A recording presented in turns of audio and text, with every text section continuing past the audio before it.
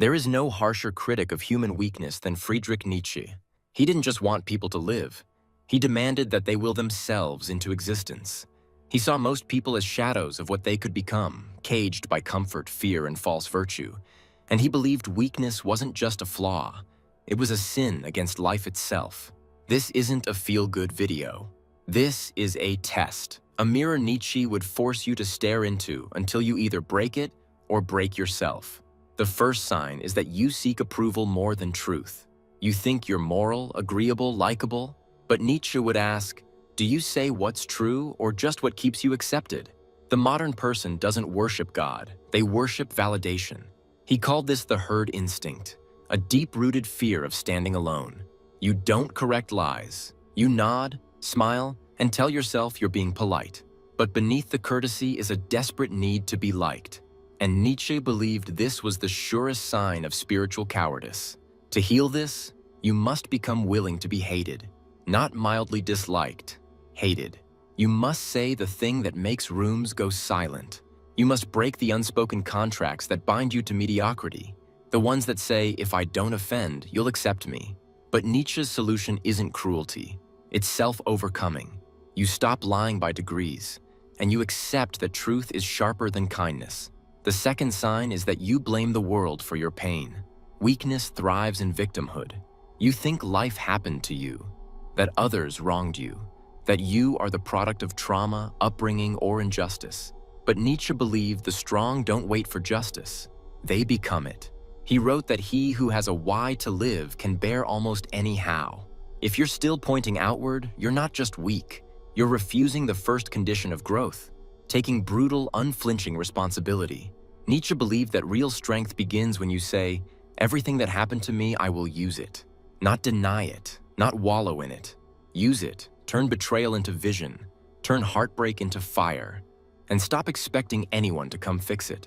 Because if you're still waiting for life to be fair, you're still begging for mercy from a universe that never promised it. The third sign is that you fear being misunderstood. You explain yourself too much. You over-clarify, over-apologize, over-justify. Why? Because you cannot stand the idea that someone might dislike you for what you are. But Nietzsche said that the individual has always had to struggle to keep from being overwhelmed by the tribe. If you still need to be seen or understood, you've failed the test of solitude. The strong walk alone. And they they expect to be misjudged. Your obsession with being seen is just a mask for insecurity. Nietzsche would say if your truth can't survive silence, it isn't real. You need to walk into a room, say your piece, and not care if the world spits it out. The moment you stop trying to explain yourself is the moment you begin to own yourself. The fourth sign is that you settle for pleasure instead of meaning. You scroll instead of study. You eat instead of build. You escape instead of endure. Nietzsche saw most lives as a string of distractions, wrapped in the illusion of happiness. He wrote that we are now a culture of the last man, the one who claims to have invented happiness, as he cowers from danger, avoids pain, and dies never having suffered for anything real. You say you just want to be happy. Nietzsche would say you just want to be numb. Pleasure is not bad, but when it replaces struggle, it becomes poison. Nietzsche's warning was clear. He who has no chaos within will never give birth to a dancing star. You were meant to wrestle your demons, not distract them with dopamine. So burn your need for endless stimulation. Read harder books. Sit in silence. Train past fatigue. Replace sugar with steel. The fifth sign is that you moralize your envy. You don't admit you want power. You criticize those who have it. You don't admit you want money. You call wealth soulless. You don't admit you want beauty. You call it superficial. Nietzsche called this ressentiment a twisted self-deception of the weak. You lack what others have, so you pretend it's immoral to desire it. But Nietzsche warned that when the resentment of the impotent turns moral, it poisons all values. If you cannot desire openly, you will rot secretly. The moment you criticize what you secretly want, you split yourself. Nietzsche didn't want you to worship power blindly. He wanted you to own your will for it. That's the difference. Don't lie to yourself. Say, yes, I want to win. I want to be envied. I want to dominate. And I will not pretend otherwise. That honesty alone will make you more dangerous than 90% of people. The sixth sign is that you disguise fear as kindness. You call yourself nice, generous, forgiving. But Nietzsche would ask, are you merciful or just afraid of confrontation? Weakness wears a smile. It calls itself compassion, but really, it's fear of being disliked. It tolerates the intolerable. It forgives the unrepentant. It flatters fools. He wrote to beware all those in whom the impulse to punish is repressed. Your fake kindness is not virtue. It's repressed vengeance. And it will come back one day in ways you can't control. Nice people are not safe people. They are repressed people, the ones who explode in rage after decades of smiling. Nietzsche's version of virtue is fierce, not fluffy. Say no when you mean no. Cut off people who drain you. Let others call you selfish, and never apologize for saving your soul. The seventh sign is that you demand fairness from life. You say, it's not fair. You say, I did everything right. You say, why do they win when I work harder?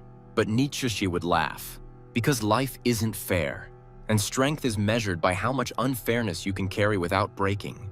If you still believe that effort guarantees reward, you don't need justice. You need a fairy tale. Nietzsche said that to live is to suffer, and to survive is to find some meaning in the suffering. If you expect life to be balanced, it's because you haven't grown strong enough to win without it. Here's the test Nietzsche would give you.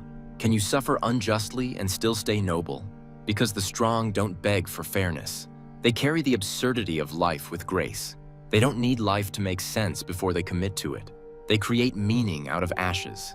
The eighth sign is that you treat suffering as something to avoid. You fear pain. You chase comfort. You spend your entire life arranging your days to avoid friction. But Nietzsche believed pain was not just part of life. It was the crucible of greatness. He wrote, that which does not kill me makes me stronger. Not because pain is good, but because pain burns away what is false.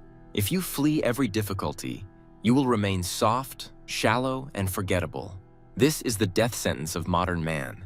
Everything you're taught is to run from suffering. But Nietzsche said you must embrace it so deeply that you become proud of it. He called this amor fati, love of fate, not endurance, not tolerance. Love. You marry your hardship. You say, this pain is mine and it will make me sovereign. The ninth sign is that you think being good is enough. You try to be a good person. You follow rules. You stay in line. You obey. But Nietzsche didn't respect obedience. He despised it. He called it slave morality, the system the weak create to control the strong. And if you've never questioned your inherited goodness, never disobeyed what you were told is right, never created your own values, then you are not good. You are just tamed. Goodness without power is irrelevant. Nietzsche saw most morality as a leash wrapped in flowers. If your goodness is just fear in disguise, a way to avoid judgment or feel superior, you are not good. You are weak. The solution isn't to be cruel. It's to transcend morality altogether and create values so fierce, even gods would tremble before them. The 10th sign is that you wait for permission to act. You need a sign, a plan, a guarantee. You need someone to tell you it's okay, you're ready. But Nietzsche would say to become who you are, not ask who you're allowed to be. If you still wait for a mentor, a green light, or the right time, you've already failed. The will to power acts. It doesn't ask. The weak want someone to bless their dream. The strong act as if they already are their future self. Nietzsche believed you don't become powerful. You assume power, then suffer enough to earn it retroactively. You fake nothing. You declare yourself and dare the world to stop you. The 11th sign is that you equate struggle with failure.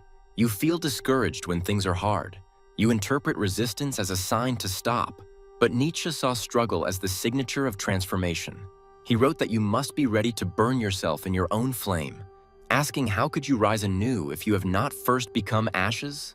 If you're struggling, that doesn't mean you're failing. It means you're being forged. If you stop because it's hard, you'll never be anything but lukewarm potential. Weak people use pain as an excuse to quit. Strong people use it as fuel.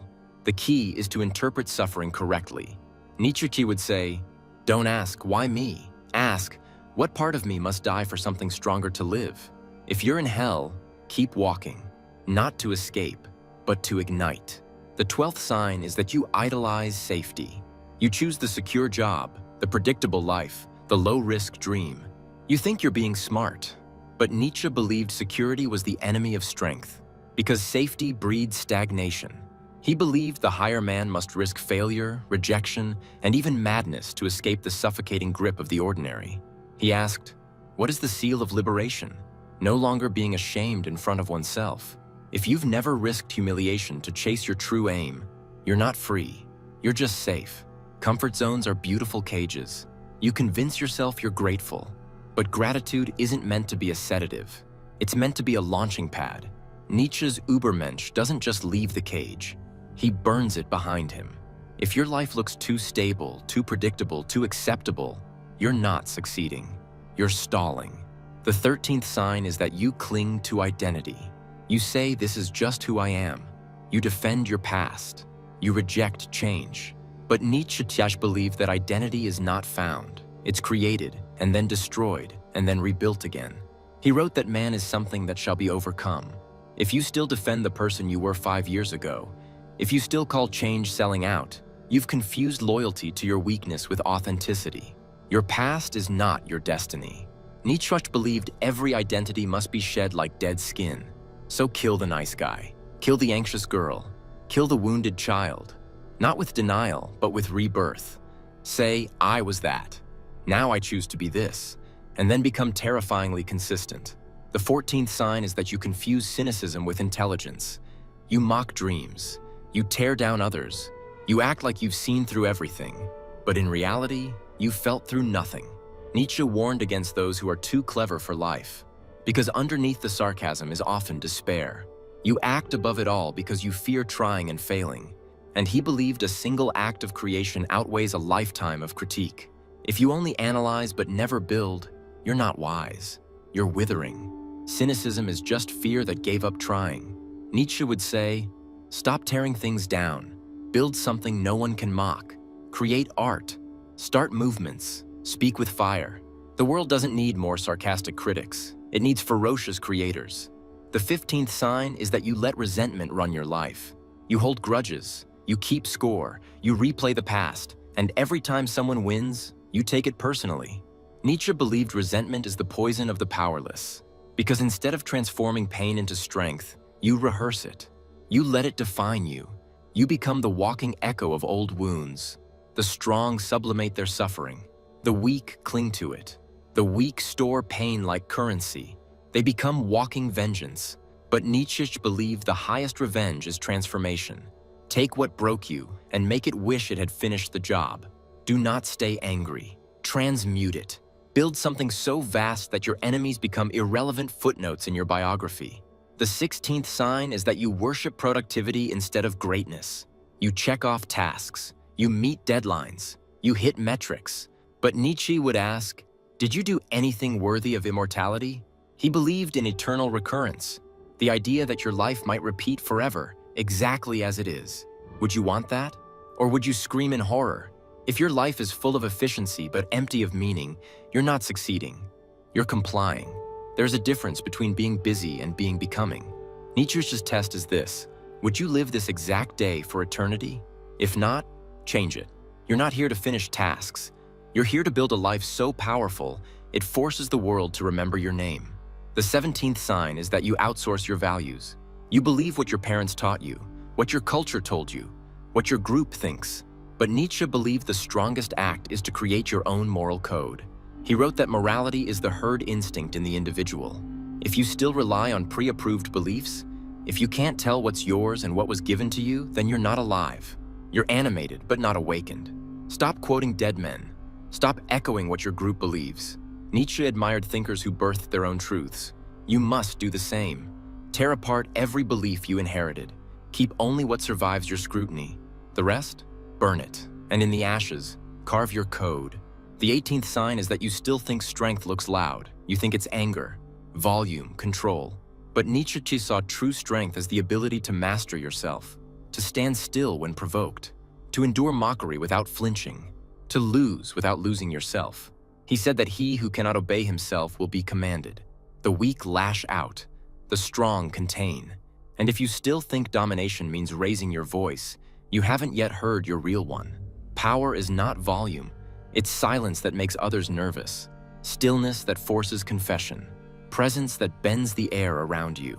Nietzsche's ideal is the person who has mastered their instinct so deeply that nothing external can shake them. They don't need to prove strength. They embody it. You were not born to be liked. You were not born to obey. You were not born to cope.